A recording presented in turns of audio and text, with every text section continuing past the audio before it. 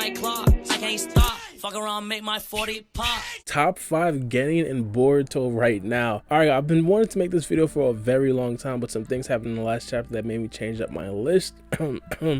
But regardless, before I do start the list and give you guys a rotation of characters that I do have in which spots and why they're in that spot, I do want to set the parameters. Now, at first, when I say Genin, that's pretty much like a figurehead. That's not necessarily going to be literal, mainly because, of course, Sasuke is not going to be in this list, even though technically some of you guys want to say he is the strongest Genin. But obviously, me saying Genin just means the age range. Chocho, Inojin, Shikadai, characters like that, even though they're probably not going to make the list. And also, during this list, all these characters are going to be pushed to the absolute limit. It's going to be full power, all of them. So I'm pretty sure you guys can think of all the hacks jutsus that a lot of these Genin have. First things first, I do want to talk about some characters that didn't necessarily make the list. First one is going to be Shin Uchiha. Shin Uchiha, the clone particularly, mainly because the original person is a little bit older than the Genin. The Shin Uchiha clone is a very strong character, but the reason that I'm not necessarily going to be putting him in the list is because we haven't really seen him outside of one arc. Even though we know he's extremely strong, he didn't necessarily do anything outside of that one arc that could pretty much justifiably put him in this list. Now, at number 5, this one was extremely controversial for me. Number 5 was between Metal Lee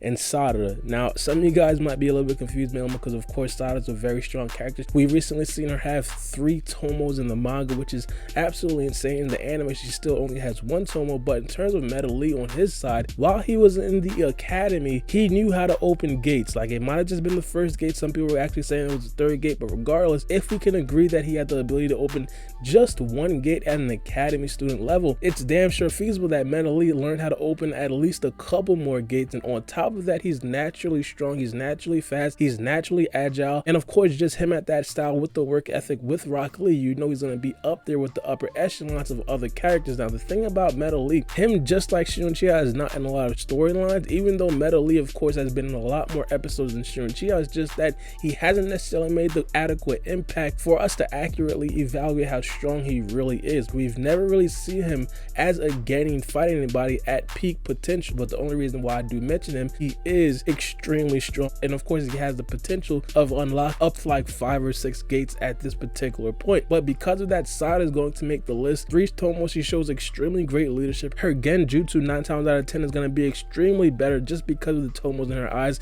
and also the experience that she does have with the Sharingan. And not only that, her taijutsu is absolutely amazing. Of course, she hits extremely hard from the chakra training that she did get from Sakura, but also she has the ability to dodge and evade a lot of attacks because of the Sharingan. Just off of taijutsu alone, not even talking about the genjutsu or the ninjutsu or even the potential to copy other people's ninjutsu, just off of the taijutsu, Sada is already an elite ninja at that level. At number 4, and this right here was extremely difficult for me because every time we really seen this character, he showed up. Like, he showed up, he put on, he basically surprised a lot of people with what he can possibly do. And this is going to be mainly anime only, man, because we haven't really seen this character in the manga in a very long time. Number 4 on this list is going to be Shinky. The biggest thing with him is of course the Iron Sand, the famous Iron Sand that made the 3rd Kazekage so formidable. This little kid, this little brat, this little Genin, Shinky just strolls in with it. With him training alongside Gada, he basically has almost perfect mastery of the Iron Sand already at such a young age. And we know that right there is extremely great, man, because the defense is going to be naturally stronger than Gada's Sand. And honestly, when we talk about defense and just flat out evading attacks, Shinky might be the best on this list just because of that Iron Sand, which is absolutely amazing. And not only that, just the attacking of the Iron Sand. The Iron Sand could do so much things. It's just extremely flexible and fluid what you can possibly do with it. Him having the natural ability of taijutsu and also ninjutsu sets him apart from a character like Gada from the old ages. He didn't really know how to use taijutsu, mainly because no one was able to actually hit him until Rock Lee hit him while he was younger. So that right there was extremely new to him. In this particular situation, Shinky basically trained with taijutsu, and we've seen that in the battle versus Mitsuki when he pretty much put Iron Sand on his fist and knocked Mitsuki's lights out. And not only that, Shinky also knows lightning style, something extremely different from Gada. And I just keep on bringing up Gada, man, because in Naruto, the first part, the more formidable or the most formidable Genin that we did know of was Gada. Like, he was the top tier upper echelons. In this early in Shinky stage, he's already surpassed him, and of course that just bodes well for his potential in the future. Now, at number 3, this right here is going to be a little bit controversial, and it's mainly because of the casualty of the writers. It's going to be Mitsuki, and it's going to be Mitsuki because of Sage Mode. Now, The problem that I have with Mitsuki, and some of you guys might not have any problem with Mitsuki at all, you guys might agree with this placing, but the problem that I have with Mitsuki is during a lot of the arcs in Boruto, the Boruto anime, plus even sometimes in the Boruto manga, he is phased out of the storyline, man, because he's just too powerful. For example, a great example of this is back when we did see the fake Jugo and this guy tried to manipulate the curse mark. Mitsuki was in that arc. He just didn't do anything. It's like they didn't want Mitsuki to get involved at all, mainly because they understood if Mitsuki were to get involved, especially with the Sage Mode Jutsu, this arc would be over in 2 seconds. Like, it would be a 1-episode arc and everything would be done with. That right there is a very big problem with the character of Mitsuki, and the Boruto writers have to find out a way to implement Mitsuki into some of these arcs where they absolutely need him. In this particular time, they don't really need him. It's either the character is too weak for Mitsuki or the character is too strong for Mitsuki. For example, in the manga, Boro was basically too strong for Mitsuki. The only way that Mitsuki could possibly elevate to that level if he does turn into Sage Mode. So he's going to take a backseat to the upper echelon of characters that I'm going to talk about later on in this list.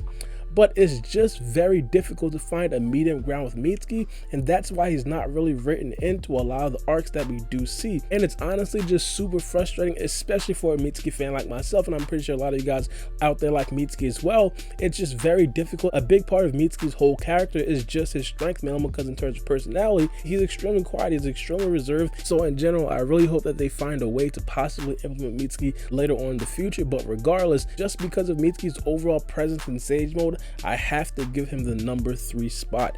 But number 2, and this right here is going to be a very, very difficult thing to choose. The other 2 spots are going to be reserved for Kawaki and Boruto. These 2 spots are pretty much interchangeable, but I do have them in a specific order for a specific reason.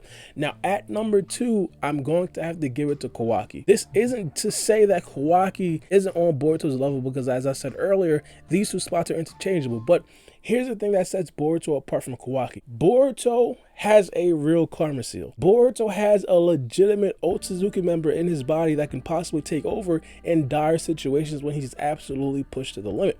Kawaki does not have that, and we've seen just how that set him apart in the fight versus Boro. Boruto wasn't there anymore. Momoshiki took complete and full control over Boruto's body. And because of that, Boruto gets hundreds of years of battle experience. Boruto gets complete mastery of the Karma Seal. Boruto also gains the Jogan, something that Kawaki just does not have access to. And those things just put Boruto over the top. Now, I do want to say this, and I do want to make this extremely clear. If in some situation, I did make a video about this yesterday, if in some situation, Shinky Otsutsuki does go into Kawaki's body, I might have to revise the list. I might have to remake this whole video and talk about how Kawaki is now the number 1 character, mainly because just naturally, in my opinion, Shinky Otsutsuki seems to be stronger than Momoshiki, just because of the fact that Shinky Otsutsuki in a lesser vessel took on Naruto and Sasuke and pretty much dealt with them extremely easily. Now, I do want to point this out and make it a caveat that Jigen's body was absolutely destroyed after that battle, but Shinky Otsutsuki himself seemed like he'd been through a type of battle like this before, and he didn't lose these types of battles when he was in his heyday. So just because of that, I feel like Shinky Otsutsuki is naturally going to make Kawaki stronger, but as of right now, Boruto, with the natural Otsutsuki member already in his body, he is going to be stronger than Kawaki. Boruto and Kawaki, they're in a class of their own. There is an argument possibly for Shinky and Mitsuki possibly being on Kawaki's level, mainly because he doesn't necessarily have the battle experience or the master of the Karma Seal that the other characters do have in terms of Boruto with Momoshiki.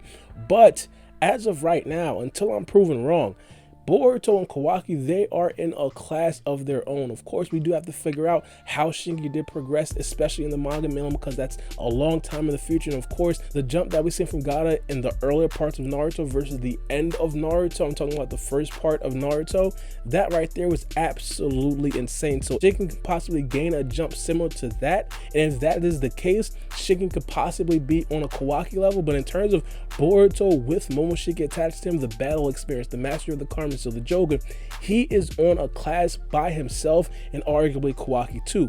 But let me know what you guys think about this in the comment section below. And of course, I know it's going to be extremely controversial, mainly because a lot of you guys do have your favorite characters, and I possibly even forgot some sort of hacks jutsu out there that you guys could possibly remind me of in the comment section below. But in my opinion, I think I did a very good job. But of course, I'm not like some master power scale, so I might be wrong. Let me know what you guys think about this in the comment section below. And of course, I do want to repeat this. It's extremely difficult, man, because we didn't necessarily see the added adequate amount of battle experience for a lot of these characters. We haven't seen Shinky recently. We haven't seen Mitsuki and Sagemo fight an adequate opponent yet. So this is going to be extremely difficult in terms of power scaling, but I think I did do a good job. Let me know what you guys think. It's been your boy Barbie, and we out.